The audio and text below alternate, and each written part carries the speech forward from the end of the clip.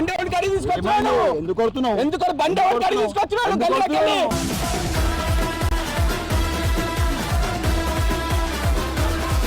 ఓ Benner ఎంతున్నా అంతే ఉండు, అర్థమైతుందా? చెయ్యట్లేదు మాట్లాడి కోసం చెయ్యలేదు.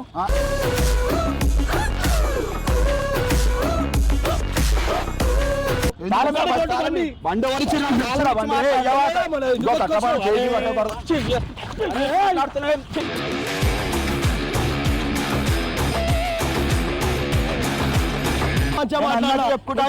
చూసుకోండి. నువ్వు అన్నకు చెప్తాను.